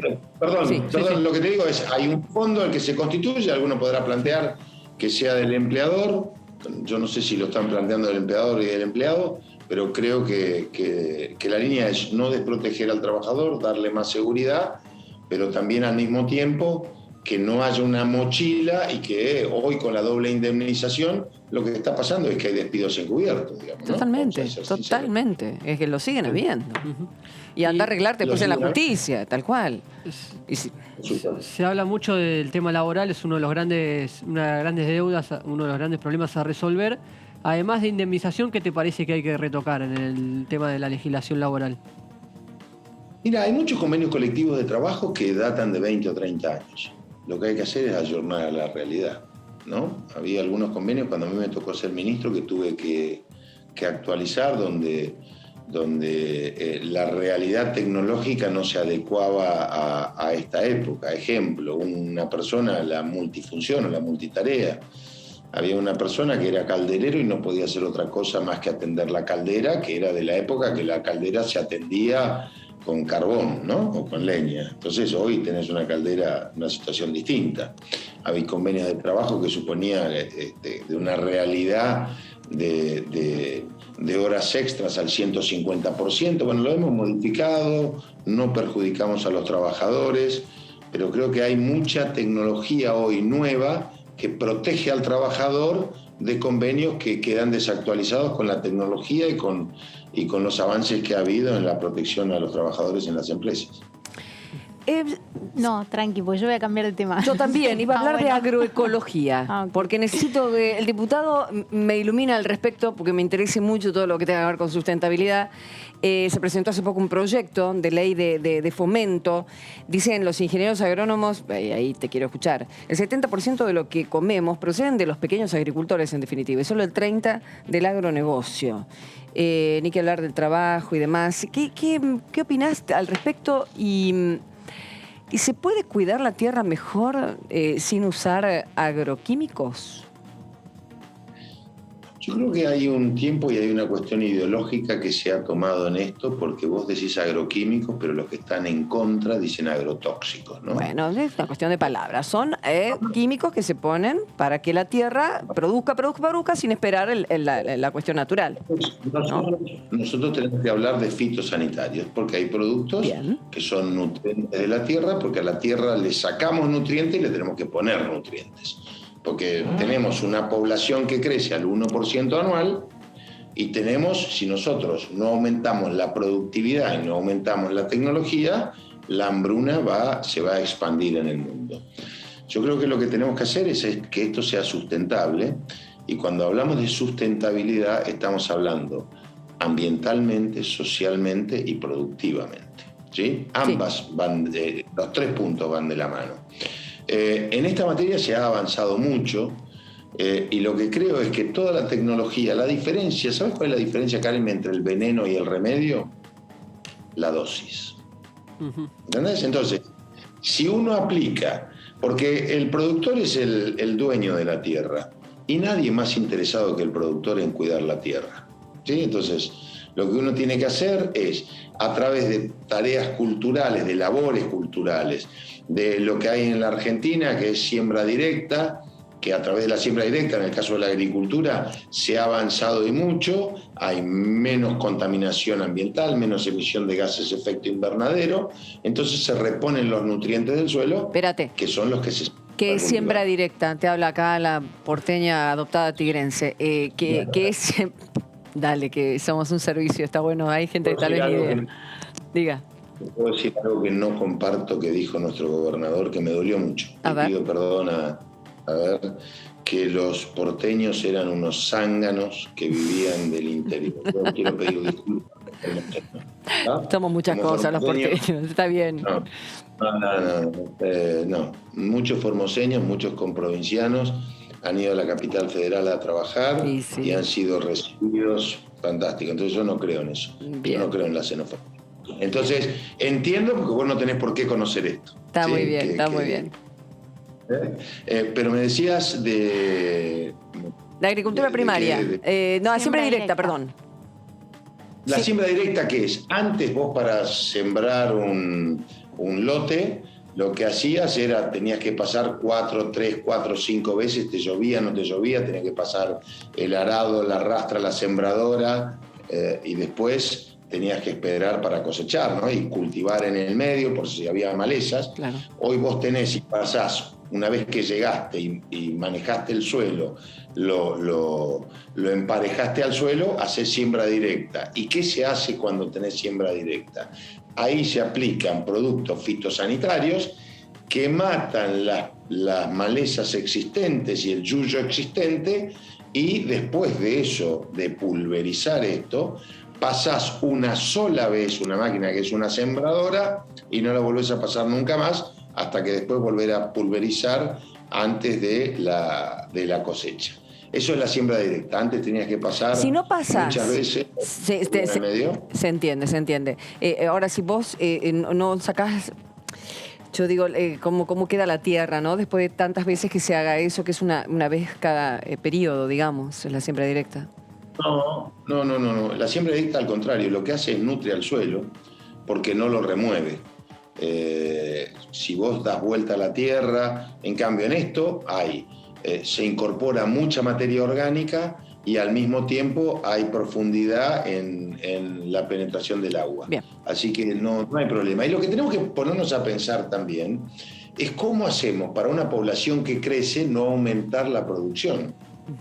Porque yo te podría decir que si no usáramos fitosanitarios y fuera todo orgánico, estamos hablando de un mercado ABC1 o un mercado de élite para el consumo. Y no estoy hablando, por favor, que se entienda, de productos que sean nocivos para la salud. Por eso nosotros tenemos un servicio excelente que es el SENASA, que tiene todo mi respeto a los técnicos del SENASA y la gente del ANMAT, que examinan todos los productos que consumimos. Y diputado, ¿el campo argentino tiene para ampliar producción o está, digamos, en su techo? No, el campo argentino tiene para ampliar mucha producción. Hace mucho que se proyecta superar las 160, 170 millones de toneladas, aumentar la producción de carne ya a 4 o 5 millones de toneladas. Sin embargo, a través de las distintas medidas se le pone un techo permanentemente y se le quita la posibilidad de inversión. Todas las medidas impositivas. El campo argentino es el que más impuestos recibe. Tiene más impuestos que un casino. ¿Que un qué? Que un casino. Un casino paga menos impuestos que un productor agropecuario, ¿no? Entonces, cuando vos mirás esto, decís, ¿quién tiene una renta asegurada? Si vos te compras una maquinita tragamonedas y yo siembro un lote, ¿sabés quién tiene más rentabilidad asegurada? Vos que tenés un tragamonedas, que yo. Y eso que yo también estoy a expensas del clima. Entonces, el problema es que el campo no es solamente recursos fiscales, como se lo toman, sino que es extensión territorial. Porque el campo hay un productor agropecuario, desde el que hace ovejas en Santa Cruz, hasta el que hace tabaco en Jujuy o algodón en el Chaco y banana en Formosa, ganadería en Formosa. Entonces, todas las políticas hasta el momento al sector del campo han sido restrictivas. Cierre de exportaciones, derechos de exportación, y todas estas medidas hacen que el nivel de inversión sea menor al que efectivamente puede ser. Y si tenemos mayor inversión, no te olvides que en el mundo es competitivo y nuestros adversarios tienen reglas de juego distintas. Entonces Argentina pierde participación en el mercado y pierde participación en el mercado de producción. Diputado, el tema del cannabis y medicinal y el cáñamo, ¿abre una puerta a este sector, a lo que es la producción? Sí, pero son mercados muy restringidos y que deben ser muy controlados por el Estado, ¿no? Okay. Estamos hablando de un universo de 300.000 productores en la Argentina y esto no es extensivo para todos. Pero ¿y el cáñamo?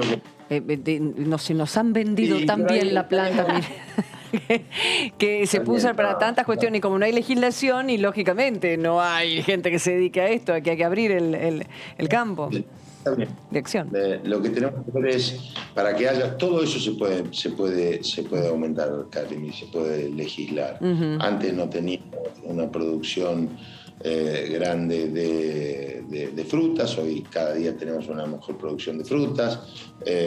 Lo que está pasando en Tucumán, estuve hace poco ahí en Tucumán con arándanos y que hay un crecimiento en la producción de arándanos, de frutas exóticas. Creo que todo esto se puede dar y Argentina tiene un enorme potencial para dar. Pero bueno, ¿qué falta en la Argentina? Financiamiento. La inflación y las políticas que sistemáticamente hay, y no te estoy hablando de 2 años de gobierno, te estoy hablando a lo largo de mucho tiempo, y te hablo como productor y como exfuncionario, no hay financiamiento para la inversión en el sector agropecuario. ¿Cuál fue? Y mucho menos para Perdón, ese corto, y mucho menos para... Y mucho menos para la inversión a largo plazo, digamos, ¿no? Okay. A veces te dan para capital de trabajo a tasas muy caras, pero no tenés esa inversión para inversiones a mediano y largo plazo. Está muy bien. ¿Cuál fue la mejor medida como ministro de Agricultura que tomaste en el periodo pasado? ¿Y continuó? ¿Y sigue? A ver, creo que eliminar las restricciones, podría decir fácilmente eliminar las retenciones, ¿sí? Que creo que fue una buena medida. Creo que hay retenciones, la retención es un mal impuesto, porque no distinguen la capacidad, no distinguen la ganancia que tiene un productor cuando cosecha. Pagás ese impuesto como si fuera un impuesto a los ingresos brutos cuando cosechás, independientemente de si cubriste los costos o no. Pero fundamentalmente destruir lo que era un sistema perverso de regulaciones a las exportaciones, porque había trabas a las exportaciones. Si me decís, creo que eso le dio fluidez, la apertura de mercados, abrimos los mercados, abrimos más de 120 mercados para que Argentina ganara esos, fundamentalmente en la carne, en aceite de soja, en harina de soja.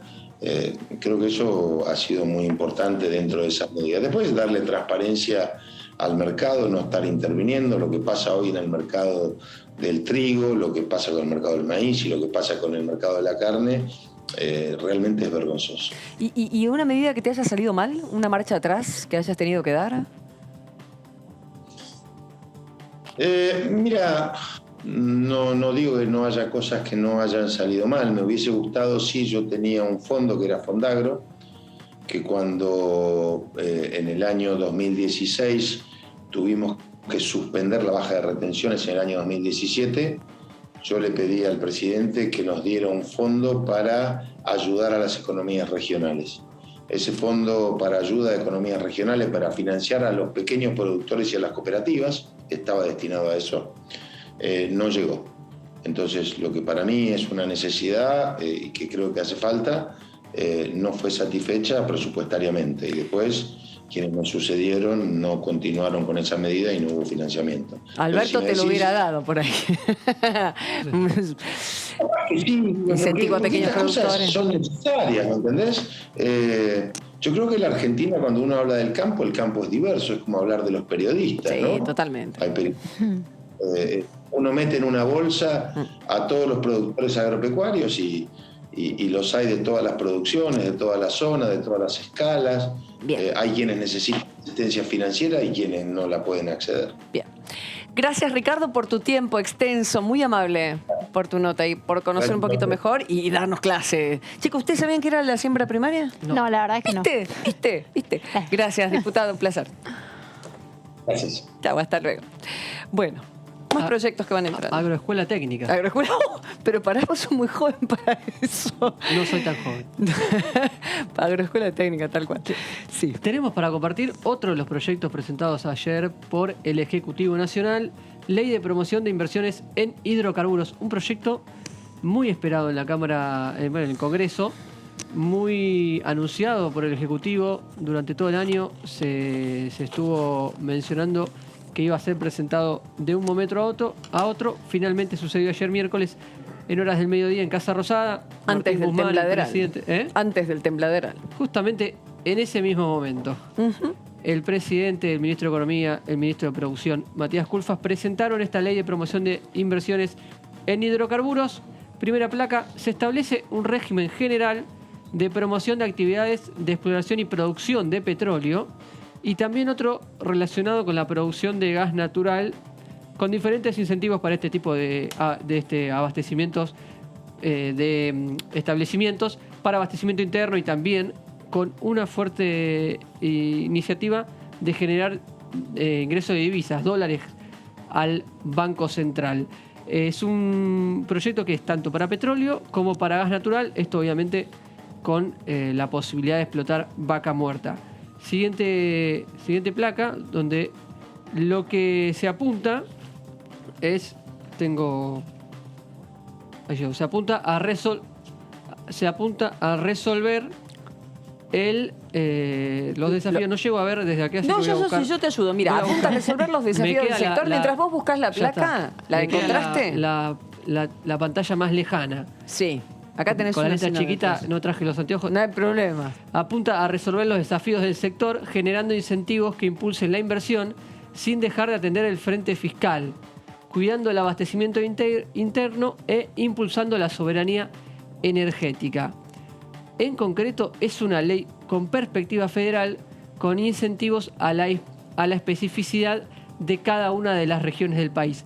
Lo que han explicitado desde el Ejecutivo es que no va a ser solamente beneficio para las arcas del Banco Central, el aumento de la producción y la posibilidad de tener mayores divisas, sino también incrementos para las provincias. Cada una de las provincias petroleras va a tener obviamente un beneficio importante por estos beneficios a la producción y la inversión en los hidrocarburos. Seguimos compartiendo. Perfecto. Fomentar el incremento de la producción para el autoabastecimiento y multiplicar las exportaciones de hidrocarburo, uno de los objetivos, y el segundo de los objetivos, como decía, fortalecer el ingreso de divisas y las reservas del Banco Central, promoviendo, desarrollando e incrementando el valor agregado regional y nacional en la cadena de valor de la actividad hidrocarburífera. Sí. Ingreso de divisas muy esperado, el ingreso de divisas por vía de hidrocarburos en el gobierno nacional, lo que se habla incluso desde antes de que asumiera Alberto Fernández, el tema vaca muerta, el tema de la posibilidad de que desde allí surjan dólares genuinos que tanto le hacen falta a las reservas del Banco Central.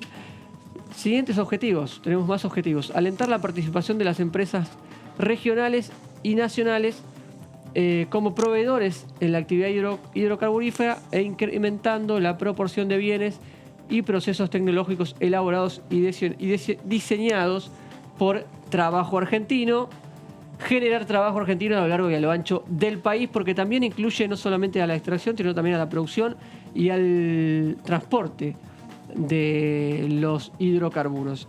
Esta ley de promoción de hidrocarburos, inversiones en hidrocarburos. Justamente como decías vos, ayer al mediodía en Casa Rosada, Martín Guzmán, Matías Culfas y el presidente fueron los que presentaron este proyecto. Una de las últimas placas que compartimos prevé dar un gran impulso al sector promocionando todas las actividades que directa o indirectamente están relacionadas con la industria hidrocarburífera, en especial la exploración y producción mediante técnicas de extracción convencional y no convencional. Ahí en no convencional está incluido el tema de vaca muerta. Siguiente placa. Uy, chicos, qué texto largo. Sí. También, bueno, señor, vamos. También se promueve el transporte, la comprensión. ¿Lo lees bien? Sí, perfecto. En algunas partes, pero sí. También se promueve el transporte, la compresión, separación, tratamiento, almacenaje y la industrialización de los hidrocarburos y sus derivados a través de los procesos que los utilicen como materia prima, incluyendo la petroquímica, la producción de fertilizantes, la separación, la licuefacción de gas natural y la refinanciación de los combustibles. Muy bien, vamos a esta. ¿Te queda alguna más? Queda una última. Dale, ahí la vamos a ver. Sí. Se establece un régimen general de promoción de actividades de exploración y producción de petróleo. Otro es el mismo con el que empezamos. Me parece que hemos completado todo lo que refiere a la ley de hidrocarburos. Yo creo que lo más importante para señalar es que se apunta claramente al ingreso de dólares y a fortalecer las arcas del Banco Central. Obviamente es una necesidad importante del gobierno y un proyecto que se viene anunciando desde hace mucho y que es muy esperado por el gobierno nacional para poder fomentar esta industria que genere las divisas que tanto le hacen falta a la reserva del Banco Central y al gobierno nacional. Bueno, muchas gracias, compañero. Vamos a ver cómo esto entra acá en la Cámara después de esta situación, que cuando se entiende un poco qué va a pasar con el gabinete, esto va a ser una prioridad absoluta. Lo puso justamente el presidente hace muy pocas horas, lo acaba de ingresar, muy necesario para la región. Vamos a ver la industria verde, cómo reacciona con esto. Hubo una previa a esta discusión cuando fue biocombustibles, ¿te exactamente, acordás? Que se quejaban de que a ellos les estaban recortando porcentajes y que encima iban a mandar una ley para fomentar o para ayudar al sector de hidrocarburos, y ahí se planteó, ¿no?, como una diferenciación y bastante tensa la discusión respecto a ese tema, pero bueno, hay que ver, ahí las provincias petroleras tuvieron el oficialismo dice que va a estar garantizado el tema del cuidado ambiental y que es parte del debate del proyecto. Carnaghi, el diputado neuquino, ayer habló con nosotros y se expresó de esta manera. La situación en la provincia, puntualmente en el tema del gas, en Vaca Muerta, está pasando por un momento de gran producción, de récord en producción. Y esto se debe a otra medida que se tomó ya hace unos 10 meses, que es el Plan Gas, el Plan Gasar o el Plan Gas 4, como se lo quiera llamar, que eso ha tenido un impacto muy positivo sobre la cuenca en cuanto a la cantidad de producción que se está dando, que es récord. Eso obviamente ha generado un efecto positivo sobre las pymes, se han recuperado 11.000 puestos de trabajo y además a las provincias productoras y puntualmente a la provincia de Neuquén también le ha generado un gran beneficio porque aumenta los ingresos por regalías. Claro. En términos constantes, valores constantes, o sea, creció el ingreso en la provincia de Neuquén, una provincia que está muy endeudada, un 30% de sus ingresos a partir de mayor producción que se está dando en el tema de vaca muerta, en el convencional y el no convencional. O sea que el resultado de esta política impulsada por el gobierno, con Darío Martínez, el ministro, el presidente de la Nación, está dando resultados muy positivos y bueno, y también está la expectativa que a partir de esta ley de la promoción de la actividad hidrocarburífera también tenga efectos muy positivos en las provincias productoras de gas y petróleo. Bueno, siendo Neuquén la principal de ellas, es que cuando se va a ver principalmente beneficiada. Claro, la están esperando. ¿Y cómo, no? De los distintos sectores para que sea un impulso a lo que es la riqueza en las empresas que tienen que ver con el acompañamiento propio de lo que es la extracción, además. No solamente uno piensa en las destilerías, sino todo lo que se crea alrededor, ¿no? Bien, Alejandro Cacase también habló sobre este proyecto de ley. Yo creo que en el tema tarifario nosotros estamos cada vez agravando más la situación porque habíamos logrado hacer una recomposición tarifaria en el gobierno anterior que hiciera que los usuarios pagaran un mayor porcentaje de sus tarifas y con el congelamiento, con el aumento tan bajo que se hizo, lo que se hace es que cada vez más se está subsidiando. Y el subsidiar genera dos cosas. Primero, un aumento del gasto público muy importante. Este año vamos a llegar en la ejecución presupuestaria 2021 a gastar 1 billón de pesos en los subsidios económicos. Esta es una porción del presupuesto muy importante y que explica prácticamente todo el déficit fiscal que tiene el gobierno federal. Y por el otro lado hace que obviamente haya un sobreconsumo por parte de los usuarios, porque los precios no actúan como señal para ajustar la demanda. Claro. Claro, y además, digamos, es una inflación contenido reprimida que hay, pero también nos cuesta muchas divisas por la importación de energía que debemos realizar para satisfacer esa demanda. Entonces, es un esquema que a todas luces funciona mal económicamente.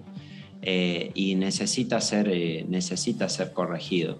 Y por supuesto que también, así como funcionan mal los precios para los consumidores, también funcionan mal los precios para los productores. Es decir, el sistema de precios en una economía precisamente está para poder alinear los incentivos y las decisiones de los actores económicos. Cuando los precios se distorsionan, eso no ocurre, ese sistema pierde eficiencia y es lo que está pasando en Argentina hace mucho tiempo con la energía. De hecho, es uno de los temas del que vamos a tocar ahora, que lo tratamos hace momentitos nada más, y tiene que ver con el trabajo y con las decisiones, lo hablábamos con Burjaile, con las decisiones de un sector de la oposición de presentar proyectos que tengan que ver con las indemnizaciones, con cambiar la forma en que el trabajador, una vez que lo despiden, cobra un dinero que lo mantiene. Para muchos es un sostén absoluto. Y claro, van entrando, son distintos proyectos. Se habla, las pymes lo piden, grupos de empresarios, pequeños empresarios incluso también piden que se haga algo al respecto, no que se quite por completo, pero que se cree un fondo, un seguro. Y hay diferencias, por supuesto, en cómo se paga, lo tiene que tener el Estado, lo paga el trabajador, lo paga el empleador, lo acompaña a lo largo de la vida. Algunos tienen tiempos incluso, sí, sostenidos en el tiempo, un tiempo corto, 4 o 5 meses. Pero ¿cómo sabes que en 4 o 5 meses vas a conseguir trabajo? Bueno, son proyectos de ley, son ideas. Y hace poco Moyano, habló sobre estas cuestiones, criticando, lógicamente, sobre todo a Larreta, que lo había mencionado, acerca de esta indemnización por despido. Y la diputada Elena se refirió a este tema y dijo esto.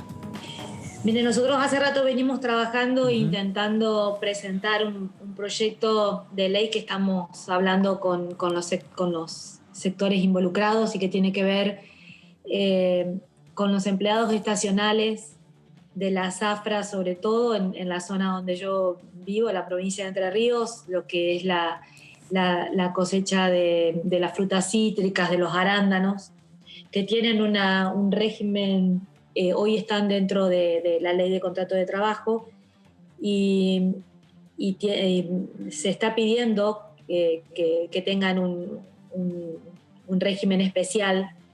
Sé que también hay otras economías regionales que lo están solicitando, porque tienen una característica diferente. Hoy es muy difícil, también por esto de que las personas que tienen planes sociales no pueden tener un trabajo en blanco. Es muy difícil poder conseguir gente para trabajar, y cuando se consigue gente para trabajar, a veces tienen estos planes sociales y le piden al empleador que poder trabajar en negro para no perder esta ayuda del Estado de ANSES. Y obviamente genera toda una situación compleja, inclusive a veces problemas de juicios laborales muy difíciles de afrontar para cualquier empresario y sobre todo para los que tenemos nosotros en esta zona, que son pequeños y medianos empresarios donde este tipo de problemáticas hace que obviamente tengan muchas veces que entrar en concurso o quiebra, ¿no? Bien, esto no tenía que ver con lo que dije de Moyano, absolutamente nada que ver porque son distintos proyectos que van llegando en cuanto al trabajo, en definitiva, que es lo que les preocupa tanto al oficialismo como a la oposición. Es interesante lo que... Y de hecho hay... Y ya tienen dictamen proyectos que tienen que ver con proteger el trabajo de, por ejemplo, los obreros vitivinícolas o de la industria del cuero también, que se ha presentado un proyecto al respecto que tiene que ver con esta situación de golondrina. Así que muy bien por lo que dice la diputada Elena, también que conocedora del campo. Exactamente, también el gobierno había tenido un trato especial para que no se pierdan beneficios sociales en este tipo de empleos temporales y hay distintas alternativas también que proponen esta posibilidad de que no se pierdan o no se den de baja los beneficios sociales, los planes sociales a aquellos que se contraten estos empleos temporales que a veces no terminan seduciendo más que un plan. Exactamente. El tema importante de hoy, de esta semana, aquí en la Cámara de Diputados, tiene que ver con el presupuesto, porque ha entrado por fecha, por ley, la ley de leyes, la ley madre, el presupuesto es lo que determina que después todo el resto de las leyes que vienen atrás puedan ser... Tienen que estar dentro de ese bancadas. Tienen que estar dentro de ese número. Dentro de este número, después todas van a depender de lo que se pauta acá. Hay un tema importante que es que hoy se iban a hacer algunos anuncios económicos que, dada la situación, quedaron frisados. Ya Carlos Heller ayer había igual aclarado que estos anuncios económicos eran para el ahora, para el ya, entonces no iban a repercutir, porque claro, cuando se anunció después de la elección que iba a haber cambios económicos, lo primero que se dijo, bueno, entonces el presupuesto que está armando Guzmán tiene que tachar todo. Bueno, lo que Carlos Heller dijo es que no, por eso lo pudo mandar igual, porque estos anuncios que ahora quedaron frisados, pero que evidentemente en algún momento volverán a flote, no van a afectar a los números del presupuesto porque serían para partidas de ahora, del ya. Algunos números claves antes de despedirnos para recordar de lo que viene del tema presupuesto. Arranco primero con los que me parece que tienen que ver con lo que nos importa a nosotros, que es por ejemplo el tipo de cambio, ¿no? Sí. Porque con lo que afecta también después en los precios y demás. Lo que plantea el presupuesto es un dólar de 131 pesos, 1. Eso es raro el 1, pero bueno, 131 pesos por dólar para 2022. Estábamos diciendo... de hecho para llegar a ese número. Claro, ¿no? bueno, lo que estábamos diciendo es que hoy el dólar está dentro de los 102, 103. Sí, el oficial. El oficial. El blue hoy está a 180 y pico, pero 187. 187 sí, pero sí, cerró. Una semana muy complicada. Claro, pero era una semana muy complicada, hay que ver después cómo termina cerrando. Y lo que tiene que ver con la inflación, y me parece que este siempre es el dato de la discordia, lo que plantea el oficialismo para el año que viene es un 33%. Bueno, ¿por qué es el dato de la discordia? Porque casi nunca se cumple, ¿no? Esto, tanto gobierno actual como el pasado, ha ocurrido lo mismo. Y venimos escuchando de la oposición que cada presentación de un presupuesto dice, bueno, no es muy real la proyección que se hace de la inflación, y del otro lado los oficialismos dicen, esto es un presupuesto, no tenemos por qué acertar, digamos, es lo que presuponemos que va a suceder, y obviamente no quieren generar expectativas de más en algo como la economía, que si viniera un presupuesto que dice que va a haber 60%. Sin presupuesto, chicos. Que se ha llegado a gobernar sin presupuesto. Incluso lo que se hizo fue prorrogar el presupuesto del gobierno anterior, que en este caso era de otro color político, porque no se llegó, digamos, a hacer un presupuesto en medio de la pandemia. Claro. También este presupuesto sigue sin incluir cuestiones como el IFE, que son pedidos o cuestiones concretas, directas, vinculadas a la pandemia. Fue el presupuesto que estamos todavía en curso, fue un presupuesto en donde sí hubo mucho gasto por el tema igualmente sanitario, por más que no se incluyó IFE, el tema vacunas y demás. En este presupuesto no se está contemplando algunas partidas especiales por el tema pandemia. Muy bien. Así estamos entonces, con este es el gran tema, con la opinión de los legisladores que, lógicamente, están algunos mirándolo ahora, leyéndolo ahora, es muy numeroso, es muy extenso y cada provincia quiere ver lo suyo y cada diputado además quiere ver su propio paño, ¿no? Sea el de industria, sea el de comercio, sea en lo cual, es especialista o viene de ese origen, es el campo, es la industria y veremos entonces cómo sigue el presupuesto y cómo sigue este país. A mañana que nos vemos. Que les vaya muy bien. Sigan en DTV.